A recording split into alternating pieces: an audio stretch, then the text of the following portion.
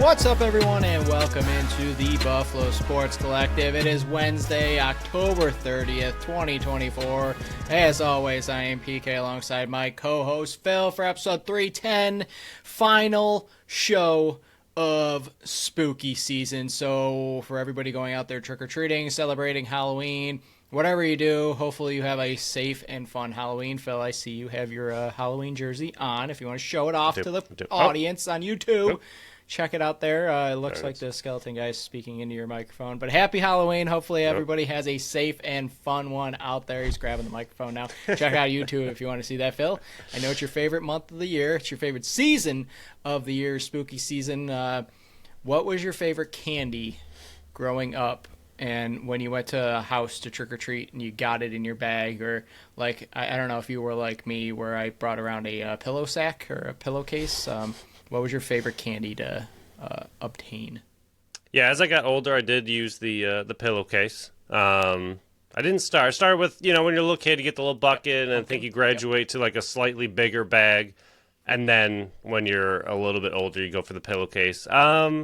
Full bars was always the exciting thing, no matter really what it was. I think I still remember like a king-size Milky Way, and I was like as a kid, even, a slightly older kid, you're like, oh my God, that's amazing. So I think that was always my favorite. Reese's have always been my favorite in general. As I've gotten older, 100 Grands are really good, and Take Fives are surprisingly one of my favorites. Yeah, some of the underrated, the most underrated candies are the more unknown and not like big named ones. Right. Yeah, like you mentioned, the 100 Grand and the Take Five. Delicious. So absolutely love them. It's going to be a busy week for us. Not only is it Halloween coming up on Thursday, but you didn't say your favorite. What are you doing? My favorite? Don't skip it. I was always a fan, and I think I still am. Back then it was Skittles, but I know that's kind of like a name brand one. I mean, that's okay. I'll go with anything sour. Okay. So like those, the top of my list right now are the sour Starburst Chewies. Okay. Delicious. Starburst on top is already delicious, but then you add some sourness to it. I absolutely love it. That's my favorite now. Probably back then. I'll go with the basic of a Milky Way is probably my favorite back then. Like you mentioned, the king size Milky Ways. Yeah. Yeah, whenever you went to that, one or two rich houses that can afford to give out like 100 king-size candy bars, there's always a couple. You're like, yes, that is the house you got to go to every year. We also had a dentist at the end of our street. They gave out really good candy, but also gave out a toothbrush. It was a good time to get a new toothbrush, but he did also give out great candy as well. So that's the dentist you want to go to. But hopefully everybody has a safe and fun Halloween coming up tomorrow. If you're listening to this Wednesday, if you're listening to this Thursday, it's today. Happy Halloween. But yeah, next time we're recording, it'll be next Tuesday, and there's reasons that we do not go into politics because nobody is listening to that for our opinions on politics, and we know that it's a very contentious time right now with politics, so we do not want to make one side or the other angry. So all we're going to say is get out and vote regardless of who you're voting for, because if you don't vote, and I say this in our one chat all the time, if you don't vote, I do not want to hear you complain for 1 second, because you had no say in who is running the country, running your state, running your county, whatever it might be. If you do not vote, you do not have the right to complain. So sit down, shut up. I don't want to hear from you if you do not go out there and cast a vote for whoever, regardless of who you're voting for. But in general, like you said, get out and vote, and also know about your local government, what's going on there. Also extremely important, what's going on in your state and everything like that. So try to be informed and vote for whoever you want to vote for. And that will be our politics for the year. Go out and vote. There it is. Done. We're not endorsing anybody. We're not going to be like the newspapers. I guess we are going to be like the newspaper who are refusing to cast their endorsement of anybody. We're not endorsing anybody because we're not getting into politics whatsoever. We're here to talk Sweden about the or Bills. Switzerland. We're neutral. We'll be who is it? Switzerland, who's always neutral? I think it's Switzerland because they got the bank. I'm trying to remember from my hypothetical history days. I'm trying to dial back to that when there was like a bombing or people walked into the wrong country. Yes. I'm trying to remember the weird laws or whatever it was. But on top of this is, I told you it's going to be a long intro because we're going over everything. Upcoming November schedule, because the Buffalo Bandits, who are our main source of content for this show, obviously their season's kicking off the first weekend in December. A lot of other NLL teams are kicking off the final week in November. And our NLL and Bandits coverage is dialing up very quickly. Here is the 4 shows in November. It's going to be locked in what the main topics of the Bandits/NLL segment is going to be. Next Wednesday, the 6th, it's our NLL predictions. If you remember from last year, we did all 15 teams. This year, we're going to trim some of the fat. We're only going to do 14 teams this year, Phil. The following Wednesday, the 13th, is our NLL Bowl predictions. Hopefully it's a tad better than last year's. I think we nailed a couple of them, but we're still working through it, and this is the second year of doing that. They're the following Wednesday, right before Thanksgiving. Actually, no, I don't think it is right before Thanksgiving. I think the Thanksgiving is the final week. I don't know. Either way, Wednesday, November 20th is our Bandits Bold Prediction Show.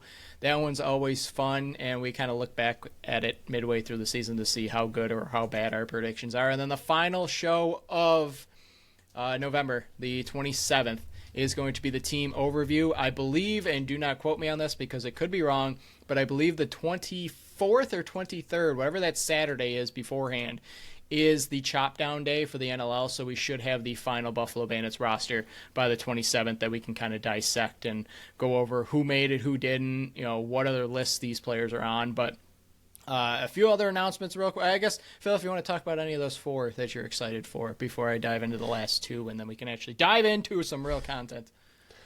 Yeah, Thanksgiving is the 28th, so the team review will be out. So don't listen to the team review on Wednesday. Save it for your Thanksgiving dinner on Thursday. You can put it on in the background while you're eating some turkey. Bold predictions have been tough, but they're bold for a reason. I did get burn last year, which was a bonus one. That was exciting. Tough call. And predictions were wildly inaccurate last year, with Albany surprising the entire league. So I think that's going to be a fun one this year, with a lot of the offseason moves and the dispersal draft changing everybody's kind of opinion on a lot of teams as they magically gathered some new incredible talent for their teams. So I think predictions are going to be tough and pretty interesting to see where we think everyone's going to stack up in early November. I'm going to make a prediction here. I will not be having Albany in the 15th spot this year. Good. There's an early prediction for you and a little teaser for the next show. But the first weekend of December will be back to 2 shows a week. We will be making one change this year that we can announce right now. When the Buffalo Bandits play on Fridays, so they have a Friday game.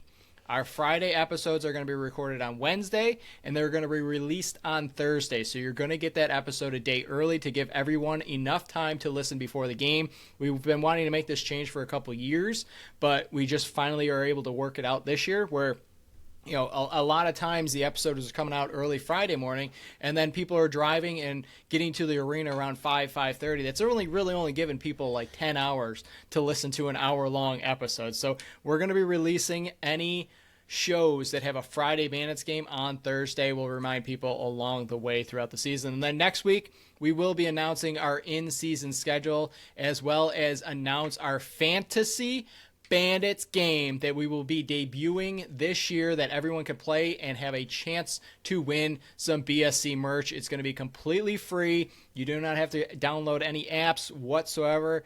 We're still fine-tuning a bit of kind of breakdowns on this, but if you're loving fantasy, if you love the Buffalo Bandits, we're combining both of them to create a fantasy Bandits game. Again, completely free to enter. Just another way to connect with all the listeners out there and give them another bit of content and fun games to play while the Buffalo Bandits are in the middle of their season. Yeah, that one's going to be fun.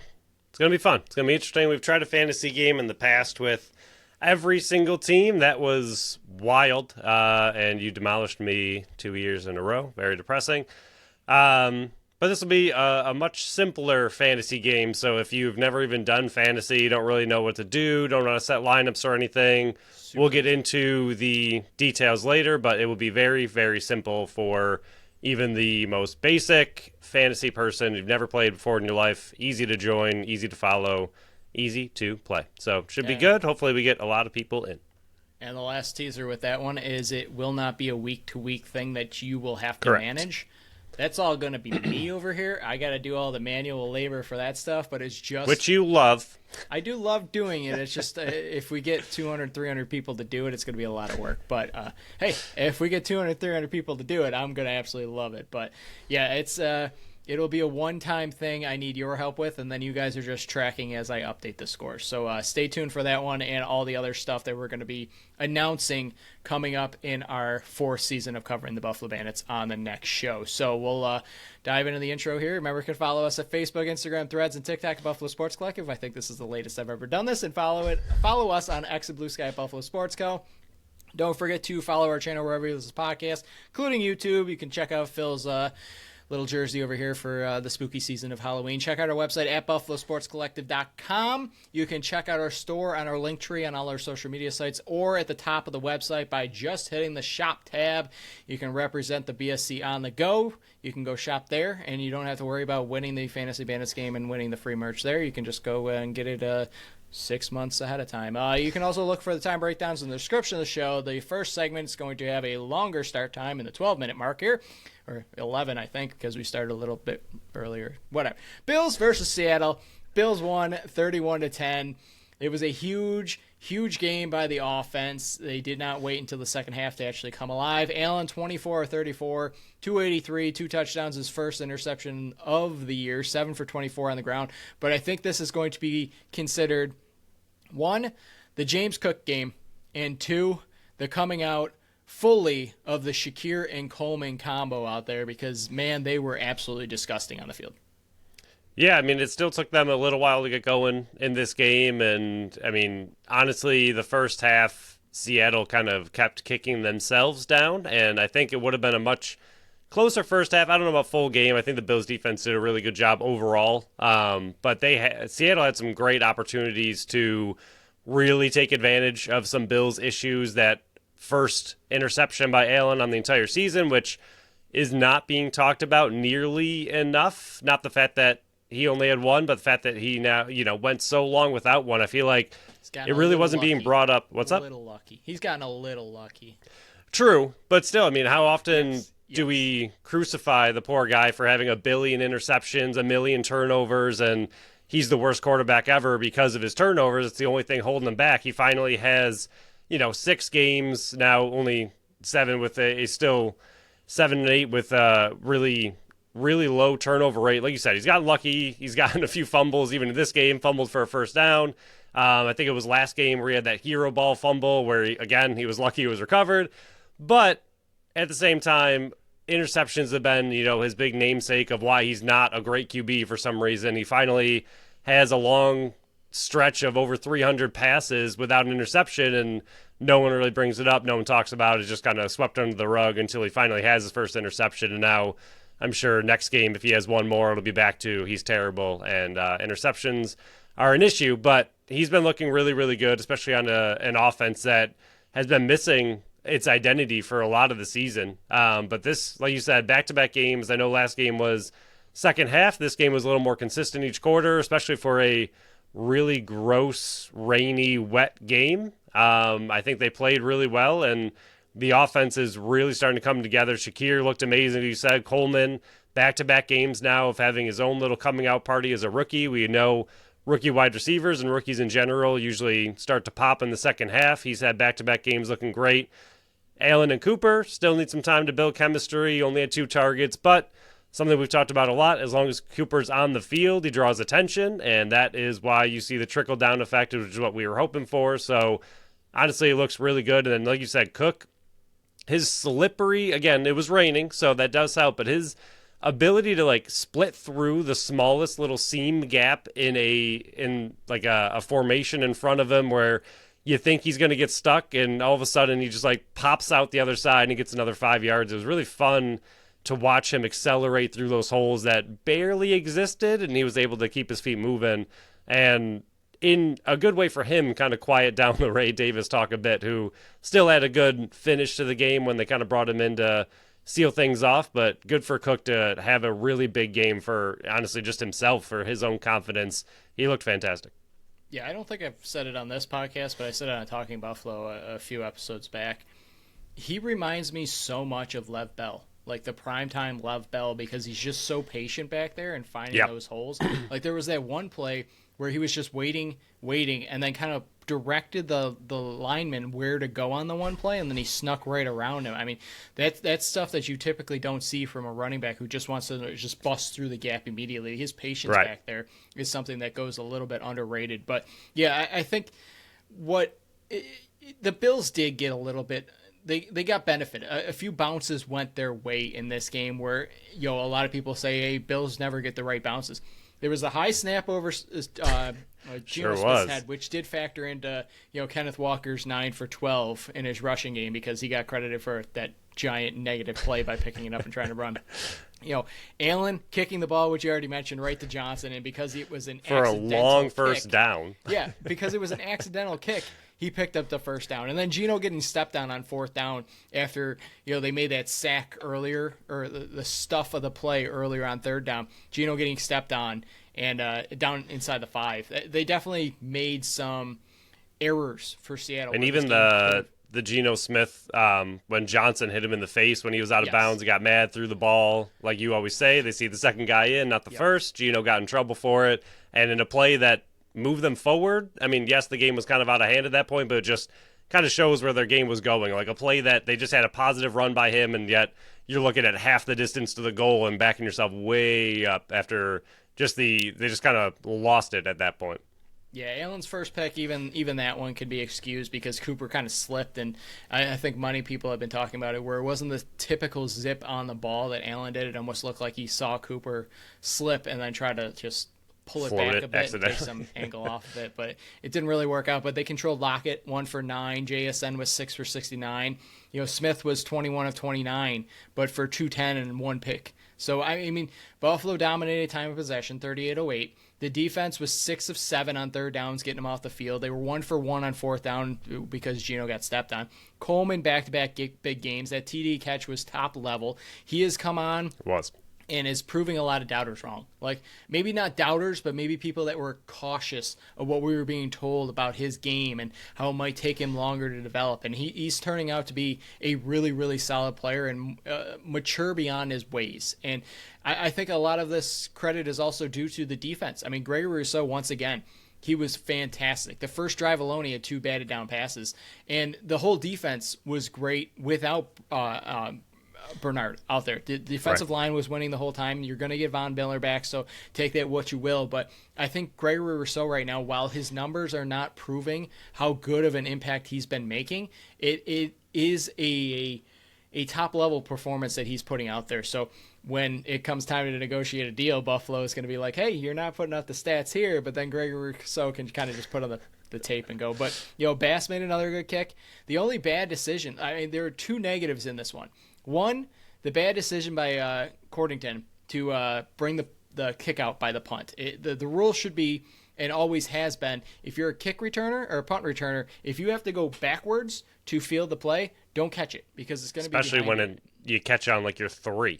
Yes. His one back foot was in the end zone. Yeah. And then the second one, penalties. Man, they addressed the slow starts, and they were able to score and put up points early. You needed to do that on a Seattle team to kind of change how they ran their offense, and Seattle kind of helped with that by making the errors they did. But these penalties, the pre-snap penalties especially, have to be addressed. Like, this is two weeks in a row for sure, but all season long, this has been a major issue for them, and they have not been able to correct it. That's something that needs to be corrected and addressed immediately if they want to continue to. And again, they're 6-2 right now. If you had told me before the season in a transition year they're sitting 6-2, would have taken and ran with it because I would have said like, hey, did every team they face just like fall on their face, which they kind of did with Miami and the Jets and whatnot. But really, the penalties have to be addressed if you're going to continue and try to be the team that you want to be and to continue to move up the standings ladder.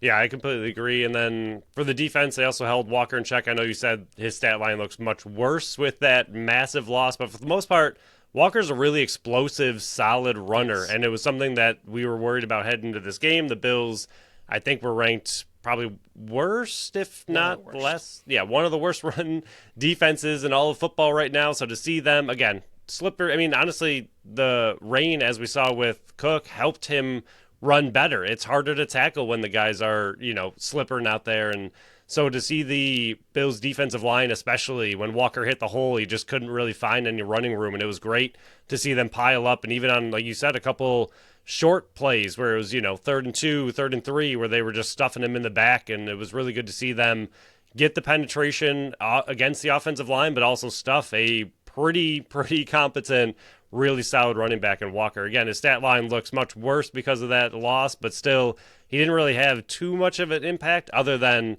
catching. He had those few explosive plays out of the backfield, which is something he's good at, but for the most part, for a terrible-looking run defense, to be able to hold him, especially without Bernard, looked really solid. And then, I don't really know if I have anything else from this game. I think you covered pretty much all of it. The only other thing was mainly just to look at the AFC East in general and how atrocious it is, which is great for the Bills. So right now, the Jets are 2-6, Patriots are 2-6, Dolphins are 2-5. If you assume, which is, I know, we're putting it way too early, and it's a big assumption still, but if you give the Bills wins against the AFC East the rest of the season, you got Dolphins once, Jets once, Patriots twice, that would leave, at best, if they won the rest of their games, the Jets at 10-7, Patriots at 9-8, and Dolphins 11-6, and the Bills at worst would be at 10-7. So as long as you take care of the AFC East, you pretty much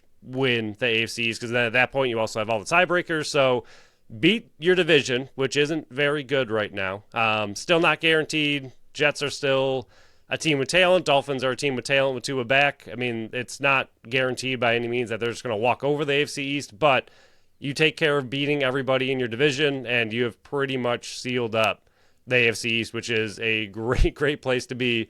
Like you said, in a transition year, 8 games in, you're 6-2, and the AFC East is doing absolutely nothing but helping you along the way, pretty much cakewalk into a playoff position. So the Bills are in a great spot. I think they're still growing as a team. Like we said, the transition, I think Cooper and Allen will still need a little bit of time to develop, but where they are with what they're doing looks pretty good. Do they need to be much better? Yes.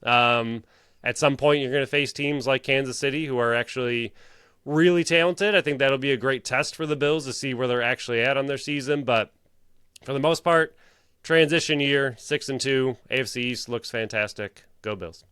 And that's a good transition to close out this one because they got Miami at 1 o'clock. You can pretty much bury them in the division and kind of run away with it because you'll have the overall head-to-head. You'd be 2-0 against Miami, put them 2-6, and you're sitting at 7-2. This coming up Sunday is bigger than the Seattle one that they just finished off. So if you're able to do what you've been doing all of Josh Allen's career, finish off Miami, put them in the rearview mirror, and you don't have to worry about the division whatsoever. So we'll move forward to the Buffalo Sabres. 2 games to talk about because we recorded on Wednesday, put that out on Thursday. Didn't have to talk about the Tuesday game today.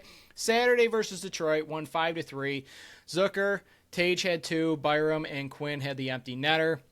UPL 22 of 25 save shots were 39-25 in favor of Buffalo. And then Monday, which just happened the other day, they lost 5-2 on Florida. They got their revenge. Shocker because they had Barkov and Kachuk back in the lineup, and Bobrovsky started. So that's what happens when Florida's at full steam. Zerker got another. Dahlin had 1. UPL 26 of 31 saves. Shots were 31-28 in favor of Florida. They're sitting 4-5-1 on the young season.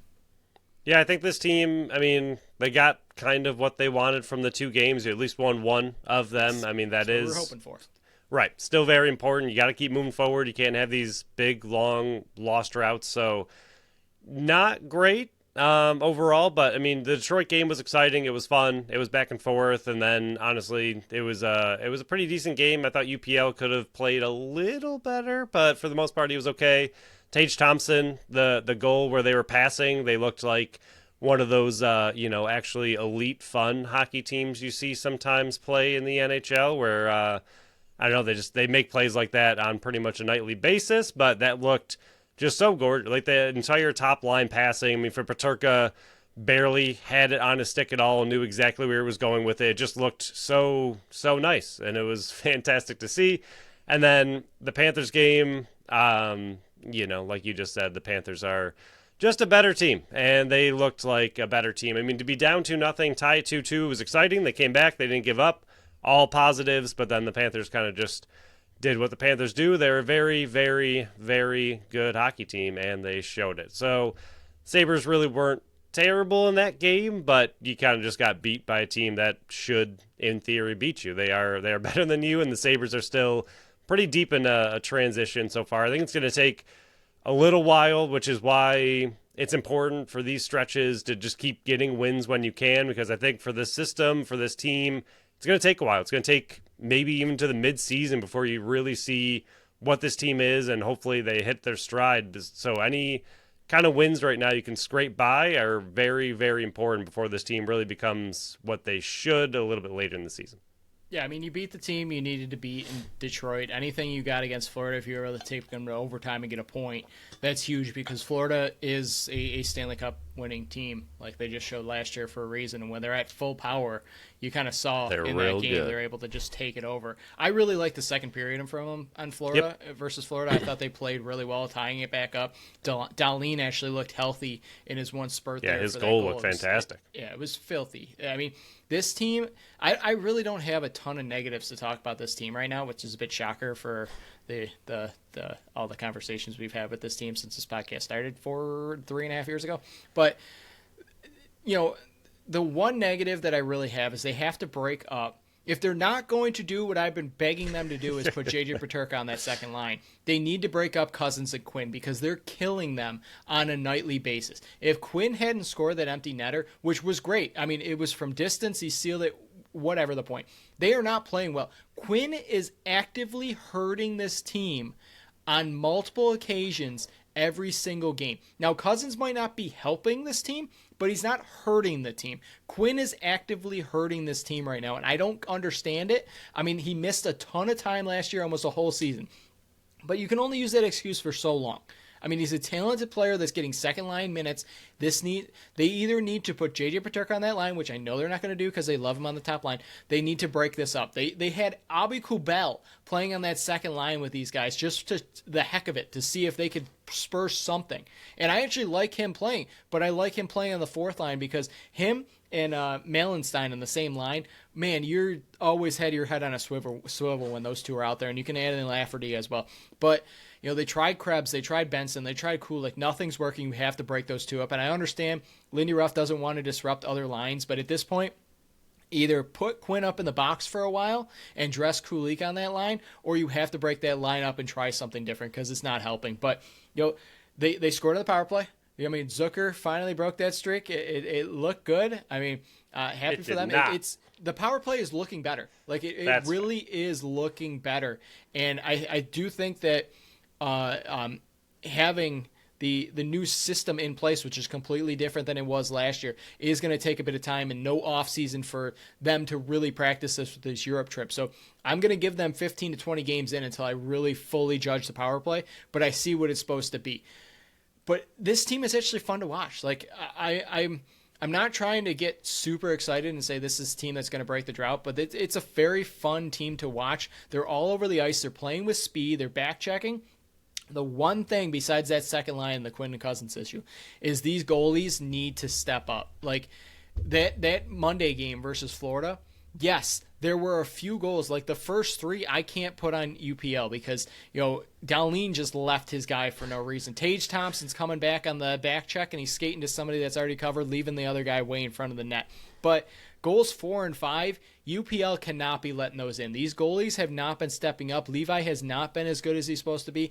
Yes, UPL had a good stretch, but these goalies need to step up. It's reminding me very much of 2001, 2022, where they were scoring with the best of them. And this team can score goals with the best of them, but they got absolutely no goalie help. This is kind of what I was a little bit worried about, and I'm not saying it's fully there yet, but this is what I was a little bit worried about with UPL because he's only had that one real year. Is that the outlier, or is that him finally figuring out he needs to play better than he was because he signed a 5-year deal? Yes, it's easier to get out of if you're playing well, but if you're not, you're stuck with that contract for 5 years. Yes, it's not a terrible one, but he needs to be that one top goaltender.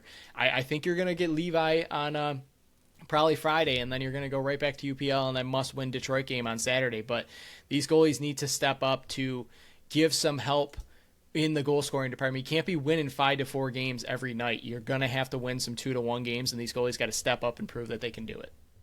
Yeah, UPL looked good in the Florida game, especially the second period. He made a lot of post-to-post, really big saves, and the goals, like you said, early let in. But after that third one went in, like you said, 4 and 5, it looked like the whole team kind of deflated. Like after they tied it up 2-2, and then that third goal was another just gorgeous one by Florida. Nothing really UPL can do. It looked like the whole team just kind of semi-collapsed a little bit, UPL included, where the last 2 goals really weren't anything too fancy, something he probably should have saved. But it looked like the whole team just slightly, for some reason, only down 1 goal, seemed like they just imploded a little bit. And even the Detroit game, UPL and the team, luckily on the when they pulled their goalie and that one where UPL was all over the place, I don't think it was really his fault, but he was kind of going post to post and then it hit the post. If that goes in, you're looking at a 3-3 game instead of, like you said, Quinn whipping it down there for an empty netter and going 5-3. So even that game, I mean, again, like you said, not to be negative, they look good. They look better. They look fun. Compared to last year, this is much, much more exciting, especially what we saw most of last year, which looked gross. At least you see positives in this team. Last year it was very difficult for us to find anything positive to talk about with this team. Every single, 3 game stretch we had to talk about, there was pretty much nothing. So this early on, to see just some positives from this team, winning some games when they can, it's good to see.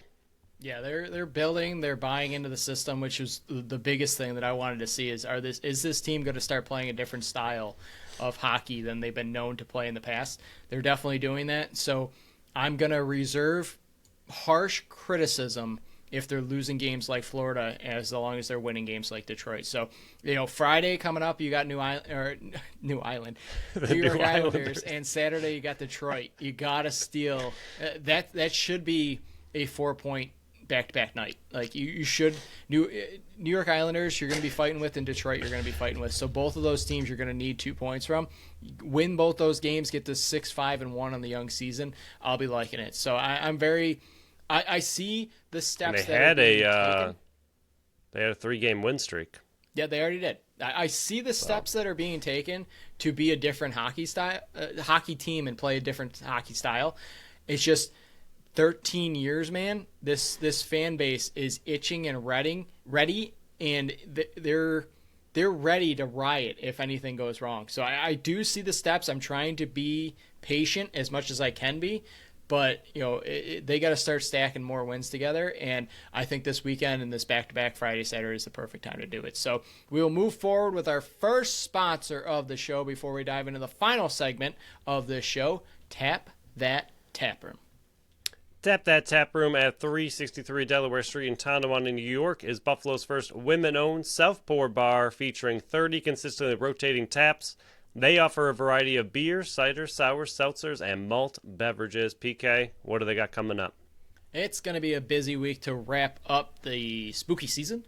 Wednesday, the 30th, which is tonight if you're listening to this on Wednesday. Weekly trivia with Geeks Who Drink at 7:30. Thursday, on Halloween, they got Halloween karaoke 7-11 with a costume contest and drink specials 7 to 11. Make sure you stop out there, put on some costumes and try to win something and drink the specials all through the night. Friday, the 1st of November, free darts from 3 to 12. It was a hit last week. It's going to be a hit on Friday. Sunday, flash forward, Bills watch party versus the Miami Dolphins. They will be having a if you wear the player's jersey of the player of the game, you get a free gift. At halftime, they give a jersey away. You think by now I would not be struggling with this, but make sure you head out there. Best place to watch this game right now because the sound is on. You can still talk. It's not like it's overwhelmingly loud, but you can at least hear the announcers and talk to the guy right next to you. And then a reminder, we went over in great detail last show, so if you want to listen to the details, you can either go on their website or go back and listen to our ad read from last one. Next Thursday, Dart League starts up, so check them out and you can look more into that on their Facebook page, and you can check out all their posted events and what's coming up, because there's a ton of stuff coming up at Tap That Tap Room. Check out what's on tap and what's on deck at tapthattaproom.com. We will move forward to what everybody's been waiting for. Everybody's been complaining for the last 4 shows.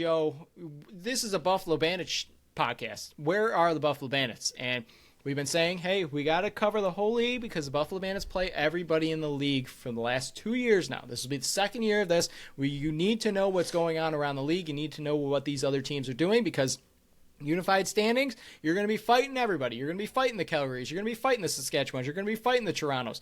You need to know what the other teams' breakdowns are and what happened in the offseason. But this is an all Bandits show now, for at least this episode. We're going to be talking about the NLL the next 2 episodes. But we forgot to mention this on the last show. Bandits are playing a away game versus Las Vegas on Saturday, the 11th of November in downtown St. Catharines. The 16th, BK. The 16th. Thank you. Thank you for correcting me right there. Come check out the Bandits preseason action. It also supports the 2025 Minto Cup. I'll be in attendance. Come say hi to me. Everybody's clamoring for ways to see the Buffalo Bandits before the season even kicks off. This is a great way to do it, and it goes to a great cause. Then Saturday, the 23rd of November, 8 p.m., Buffalo faces Georgia at the ILA. I'm going to see if that's possible to head out to that and see both of these preseason games. But Buffalo preseason action, you can definitely see the Vegas one. Come say hi to me, and I'm very excited to see what these Buffalo Bandits look like, because as we're going to go over, it is a absolutely loaded training camp. And like we always say for every preseason, do not get injured. Anybody. Don't get injured. That's all. That's all we request. No injuries, please. No injuries, and please treat it with a grain of salt. If you're seeing players that you don't think will make the team getting a ton of reps and a ton of goals, don't overblow it and don't undersell it. Like, this is preseason. You got to take into account that not everybody's going as hard as they need to go because they're just getting their legs under them. And also, you got to remember, what is the competition you're playing? Are they playing all their starters? So read it the same way you do the Sabres preseason. Read it the same way you do the Bills preseason. Everything preseason, take it with a grain of salt. But as we said last offseason, with the backup goalie battle, we thought it would be interesting to see who would get the first time after Mad Vince. It was Devlin Shanahan. He ended up being the backup to start the season. Yes, he ended up losing that to Steve Orleman. But, there are some position battles to be watching for, and that's a good transition here, because Buffalo, they were pretty active this offseason. They released Devlin Shanahan. He went out and signed in Ottawa. Dalton Solver was a free agent off the practice squad. He went and signed in Colorado. Phil and I absolutely loved him. Thought he was underutilized here in Buffalo. They made some moves, though. They traded the 14th overall pick in the dispersal draft to Philly for their 2025 second-round pick. They traded Brandon Robinson to Rochester for Thomas Whitty. They traded the 72nd pick to Saskatchewan for a 2025 fifth. They traded the 85th pick to Philly for the 2025 sixth-round pick. They traded the pick that they got in that draft, the 2025 sixth-round pick, to Philly for Tate Katoni. And then the final trade, they traded Justin Robinson to Ottawa for a conditional sixth. If Justin Robinson makes that team, it can be a fourth. But as of the last noting, Justin Robinson still has to sign that qualifying offer, so there could be a loophole there where it's only a sixth-round pick if they don't even sign him to a contract. But lots of movement. We'll get into the re-signings and everything, but 6 big trades. 2 of the 3 Robinsons are out the door. I know we already went over all of this throughout the entire offseason, but this is one big Bandit show, so we're going to be going over everything that you might have missed or just a refresher on what actually did happen. Yeah, grabbing a 2025 second was pretty great. I thought there were a few players at 14 that the Bandits probably could have used still in the dispersal draft, but clearly they didn't have the players that they wanted to fall to them, and so they just kind of... What's up? No room also. Also true. So as they've done with a lot of this, I mean, other than the draft this year, which we'll get into, they like to kick that problem down the road, which is fair for a championship-looking team. Like you said, not much room. But Whitty will be an interesting trade acquisition. We'll see what he does. I mean, the Bandits, one of the biggest knocks we've had on them for a while is their transition game. Woody seems like he's going to be a pretty solid transition player. Not necessarily the most offensive transition player, but still a good transition player and a good defensive transition player.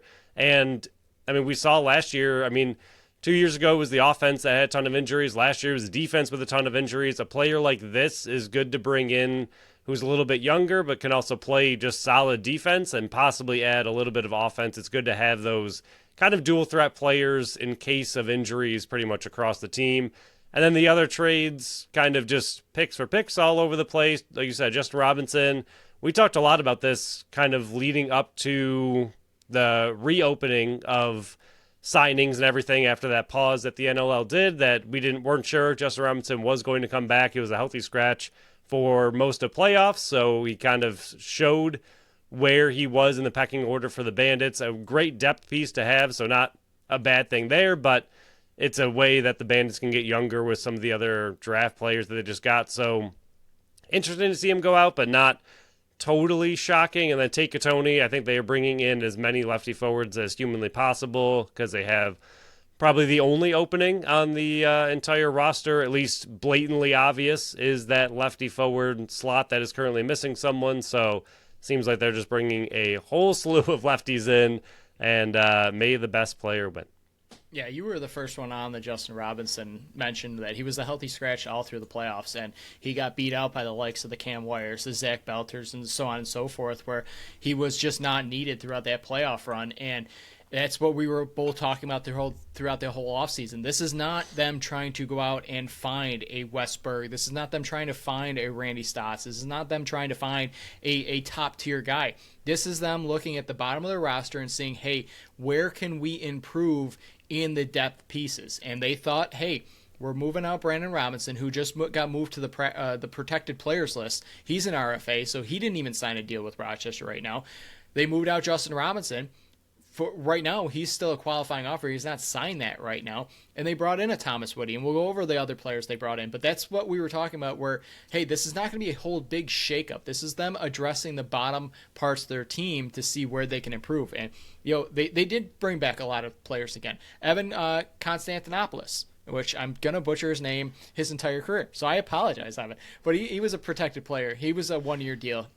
He was on the practice squad all last year, but if you're on the practice squad and you're not signed, or you're not brought up and you have a contract, you're an UFA. But they protected him. So that the protected practice player, that was Evan C. And I think they really got something in him, but he's only 20 years old. He's still got to develop. I'm envisioning he's going to be their third goalie this year in practice and be on the practice squad, hopefully the entire year. That means your Steve Orleman and Matt Vince have been healthy the whole time. Paul Dawson signed up for another one-year deal. That was another question mark. Was he going to go off into retirement? Kyle Buchanan, same situation. Was he going to retire? You bring back Nick Weiss. I don't think that was big shocking. Steve Perillo, 3-year deal. That was more shocking than him re-signing, was him getting 3-year deal. Justin Martin and Chris Cloutier and Chase Frazier all qualifying, got 1-year deals. I was kind of hoping that at least Justin Martin was going to be a 2-year deal, but 1-year deal, take it. They bring back Bryce Sweeting, who might not even play this year, I'm likely going to be on the holdout list, either to start training camp, whatever it was, based on what Steve Dietrich was saying. Dylan Robinson, his rights weren't going anywhere. And then they brought back the likes of, the Corey Highfields, who they traded 2 second-round picks for. He was a UFA because he was on the practice squad. He could have went anywhere. Matt Spanger hurt a lot of last season, and you and I thought he might have lost a step. Was that injury? Was that, him getting older? What was it? We'll see in training camp what it was.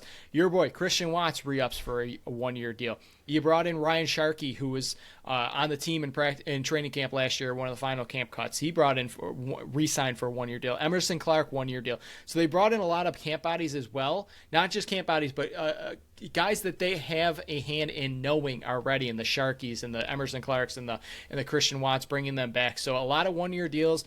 Steve Priolo, 3-year deal was the one that's kind of an outlier based on his age and signing 3-year deals after signing many years of just 1-year deals. But big names are the Paul Dawsons, Kyle Buchanan's re-signing after we thought, it's probably 50-50. Are they coming back?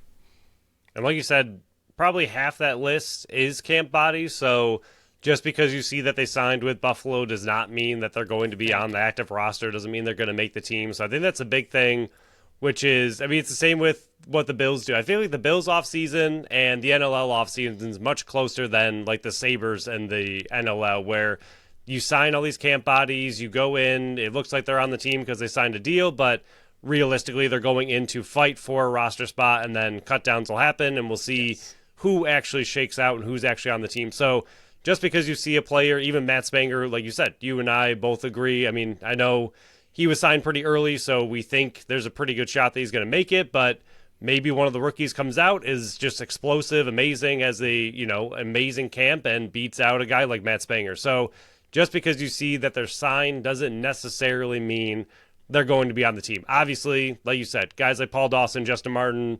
Cloutier, Fraser, Buchanan, like the really big ones, yes, they're obviously going to be on the team. They're already staples. But some of these other guys, the depth pieces, it's going to be more of a fight to see if they can make the team. So just because they have signed here doesn't necessarily mean they're going to be on the roster. Still a very, very big camp battle for a lot of these players. Two things. I'm glad you mentioned that, because we try to hammer that home all the time, that just because you sign doesn't mean you're making the team. It's making a name. And Sharkey must have made a name for himself last training camp because they brought him back. Christian Watts made the team and practice squad last year. They brought him back. So it's not just about, signing a deal. It's about making a name for yourself around the league as well.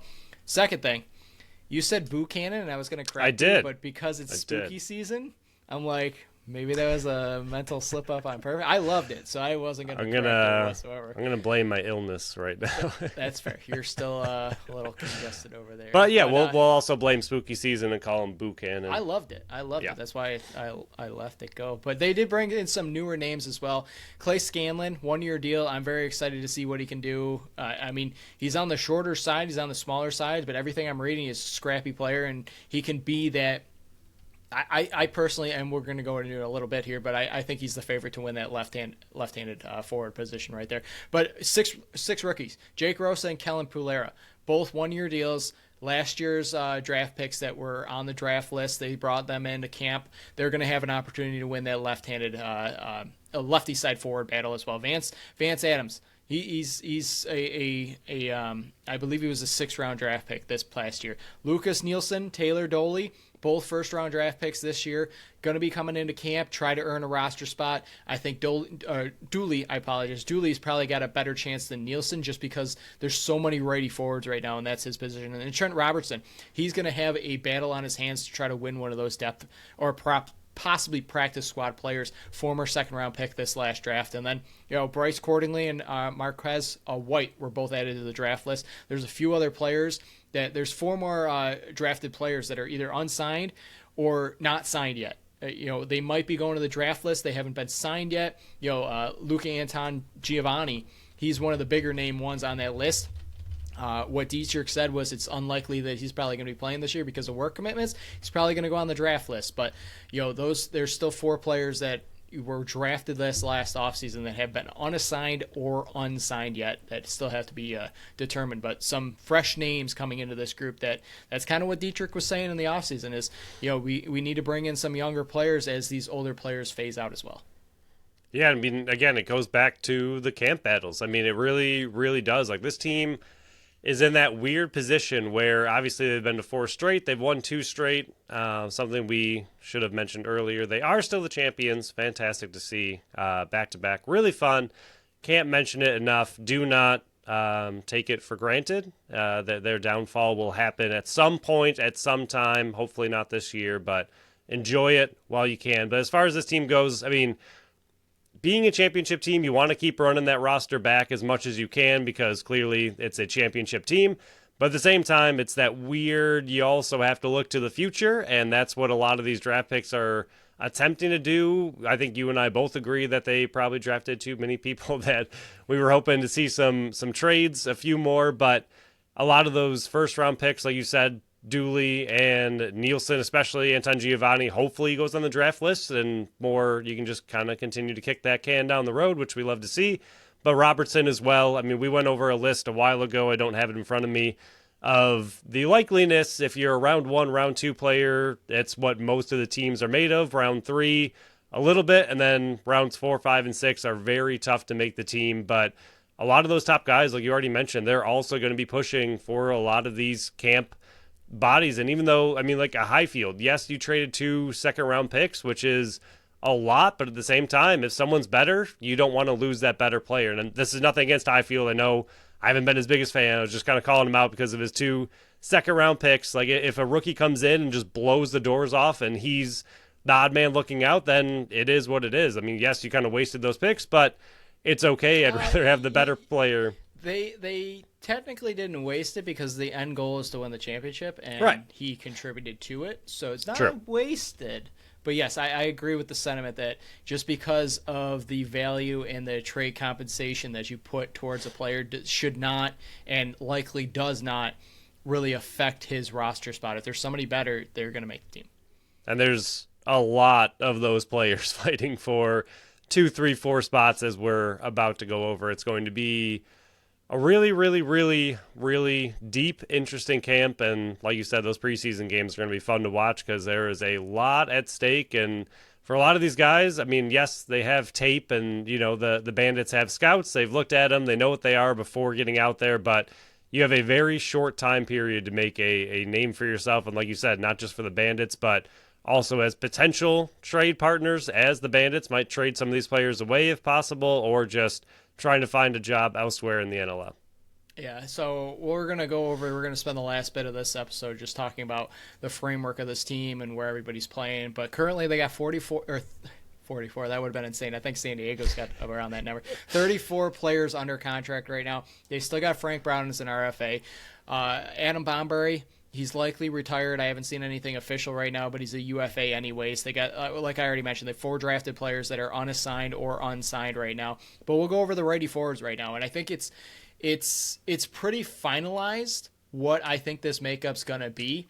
It's Dane Smith, who's got 4 years left. He's 32. Kyle Buchanan, 1 year, 37 years old. Chase Frazier, 1 year, 29 years old. And Teho Kananako, 1 year, 26 years old. So that's the core of your righty forwards right now. And I'm just going off Steve Dietrich, what he said in the Lacrosse Classified podcast. And shout out to them because they're having at least one representative from every team this entire offseason kind of talking about everything.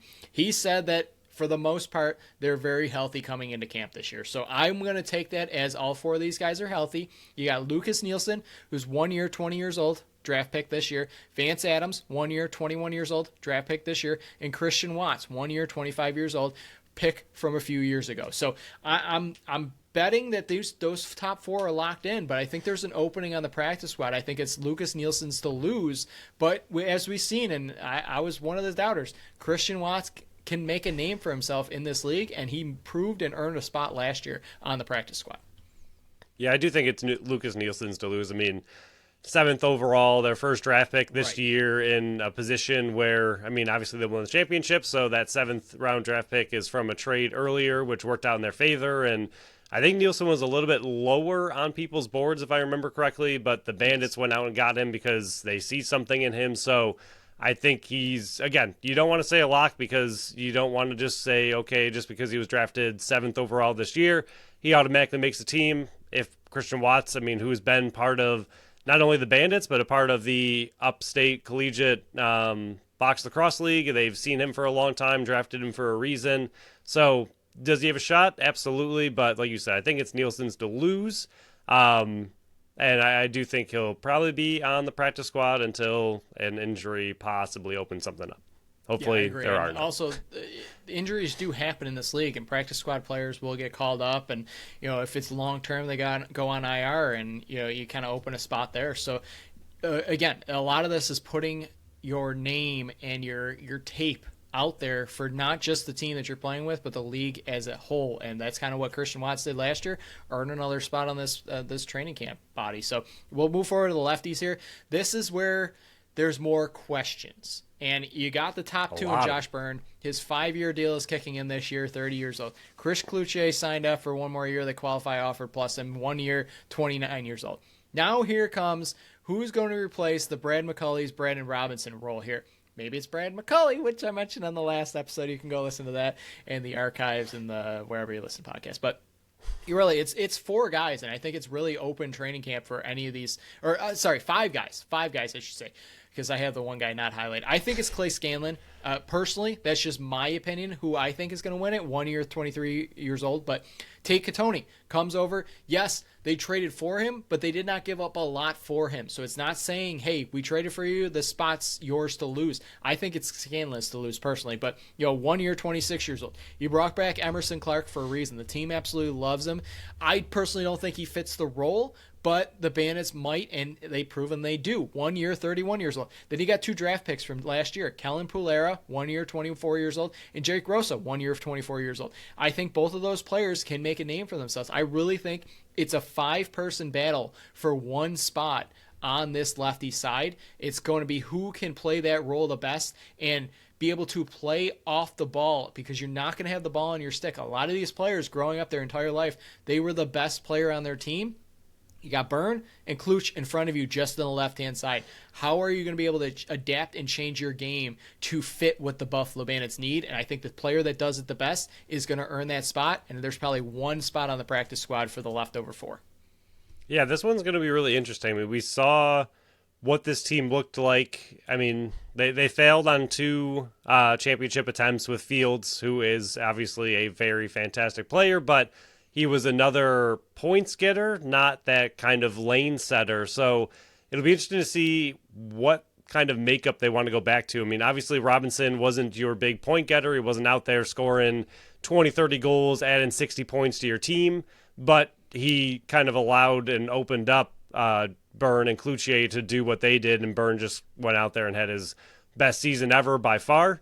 So it'll be interesting to see kind of where they want to go with this. I think the only one who's got a little bit of size to him, if I remember correctly, is Pulera. He's 6'2", and he's also another one who was part of that Upstate Collegiate Box Lacrosse League, so they've seen him for a long time. Know he's got the offensive ability, and just because you're 6'2" doesn't mean you're necessarily a big 6'2", so he seems to be pretty built. But I think he's the one that it'll be interesting to see where they want to go with that extra lefty forward. He's the only one who's got some size, but at the same time, like you just mentioned, look at all the players they're bringing in. They're all a little bit on the smaller side. So maybe they do want to make that kind of switch and just kind of let Byrne and Cloutier do what they do best, and then add someone who's going to get a few more points on that left side and be a little bit more, when Byrne's off the field, someone you can trust to go out there and put up a goal or two if you need them. And right now, I mean, Robinson made some of the greatest goals I've ever seen in my life. He was a fantastically fun player to watch, but in a crucial crunch situation, Byrne goes down or you're missing him for, he's off on a shift because you just doubled up and sprinted back and saved someone from scoring.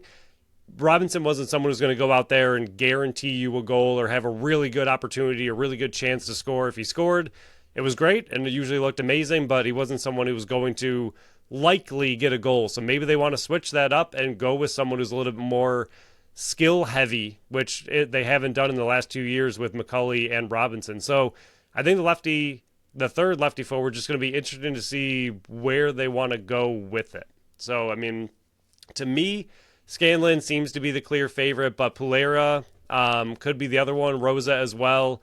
Like you said, I don't think Emerson Clark fits exactly what they're looking for, and Katoni just hasn't had a good chance to really prove himself. So we'll see. To me, I think it's a battle between Scanlon and Pulera, and that's mainly because I like Pulera's size and what the Bandits have unlocked with a guy with a little bit bigger size over there. But he's also done a really good job scoring. So he adds more of that scoring dynamic than a Robinson ever did. So I think that lefty battle is the battle of camp outside of the bajillion transition and defensive players, which we're about to get to. But that third lefty forward is honestly wide open, and we have no idea really where they're leaning or where it's going to go. So that's going to be a really interesting one to see kind of how it goes down.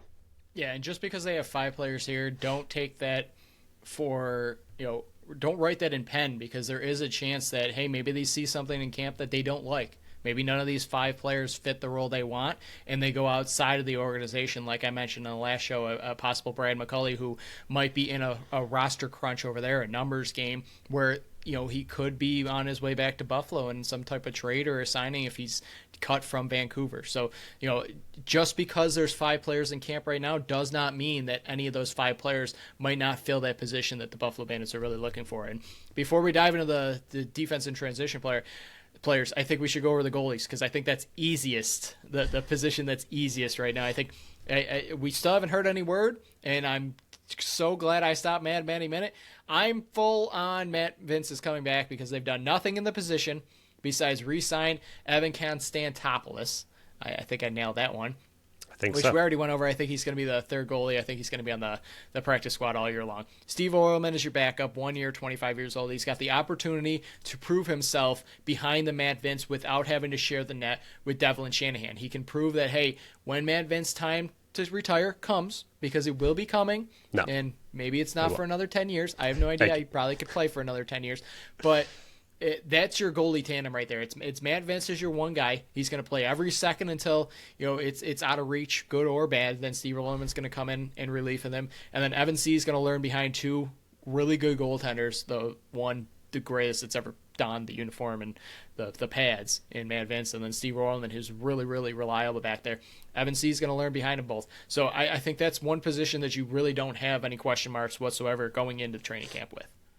Yeah, by far the easiest to discuss that, and possibly the righties. Like you said, they might have that additional righty kind of substitute / practice squad player that is a little bit open, but goalies are cemented. Would be ridiculously shocked to see anything happen with the goalies. Orlandman's only 25, so he's another goalie that is very young. I feel like his name's been around for a number of years, so it might seem like he's a little bit older than he is, but 25 still a very young goalie. Like you said, can learn behind Matt Vince, did last year, stepped in when he had to and played pretty well. We saw him, I think it was the one game he came in relief. He came in relief.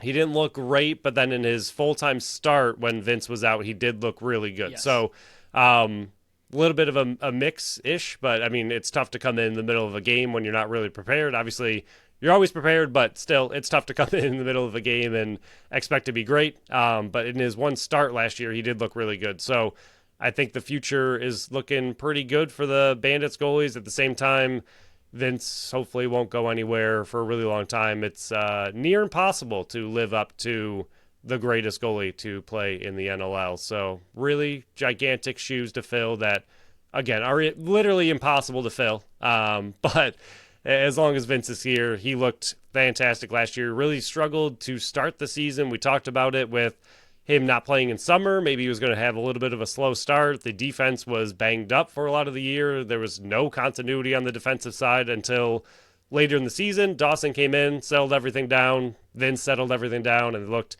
amazing at the end stretch and all through playoffs. So super excited to have him back, obviously. And as long as he's back there, I feel quite comfortable, and if we get any Vince hate, I just don't. I don't know what else he'd have to do to prove anything. Like, I mean, I don't know. 4 straight championship appearances, back-to-back titles, one of the greatest, if not the greatest, goals against average throughout a playoff series. I don't know. I don't know what you want him to do. Yeah, as soon as one of those goals go over his shoulder, yeah, Vince hate all over. But yeah, we're up and over the hour mark, but who cares? We're talking Buffalo Bandits lacrosse as they enter training camp this coming weekend. If you're keeping track at home, and if you've known the Buffalo Bandits for a while, we got 4 righties, 3 lefties, 2 goalies, and 3 practice squad spots taken up. So we got 1 practice squad left and 12 defense/transition players left to name here. We kind of, went over the camp battles and the options right there. We're just going off of what we're thinking right now. But, there's if we're going by our numbers right now, there's 12 spots left on this team between defense and transition. And, we'll go over the names right now. And I think this is a little bit easier than, we might look at it, because I'm looking at, 12, 13, 14, 15, 16, 17 players on the defense and transition area. So we got Zach Belter. 1 year left, 24 years old. Paul Dawson, we already talked about, came back, 1 year, 39 years old. Taylor Dooley, 1 year, 22 years old. Connor Farrell, 1 year, 27 years old. Ian McKay, on his second year of his 3-year deal, 30 years old, just 2 years left. Justin Martin, 1 year, 29 years old. Steve Perillo, we already mentioned him, 3 years, 35 years old. Dylan Robinson re-signed. Last Robinson left standing, 1 year, 22 years old. Nick Weiss, 1 year, 32 years old. Thomas Whitty comes over with a 2-year deal, 25 years old. Cam Wires, 1 year, 25 years old. Matt Spanger, 1 year, 32 years old. Bryce Sweeting, we already mentioned, he's probably going on the holdout list because of work and family commitments. 1 year, 30 years old. Then you got Sam LaRue. Yes, he's a defender now. 1 year, 22 years old. You got Corey Highfield, I already mentioned him, 1 year, 28 years old. And then Trent Robinson, 1 year, 20 years old, and Ryan Sharkey, 1 year, 23 years old. So a lot of 1 year deals here. Some names on the back end are going to be fighting for spots, but I think, between the top names, there's like 10 to 11 locked in spots in my opinion. It's that bottom spot, that 12th spot for me that somebody's fighting for, and it's really down to, in my opinion, Matt Spanger, Sam LaRue, Corey Highfield, and Trent Robertson. And I think there's 2 spots between one, the active roster, and the second one, the practice squad, and 2 players are likely getting chopped or traded in that situation. Yeah, and I mean, I know we just said disregard the 2 second-round picks to get Highfield, and I'm not saying that's going to make him make the roster, but at the same time, I could see him being a potential trade candidate where the Bandits don't want to give him up for nothing if he doesn't make the team, but really, really tough. This is, again, I mean, it's good to see overall the blend of youth and veterans. It's fantastic right now what they have going on. I mean, Belter really stepped up last year. Wires really stepped up last year. Robinson stepped up last year, and he's still only 22 years old, even though Belter's 24, Wires is 25. Robinson's been around longer, and he's 22. So really young still. And then Dooley, you had making it, which I agree with. He's only 22, but the blend of, again, veteran and youth is fantastic right now with what they have going on, and I think it's going to be really interesting to see those last couple spots. We talked about Spanger, but we talked about his health issues, and we weren't sure if he was going to make it this year, and he lost a step. So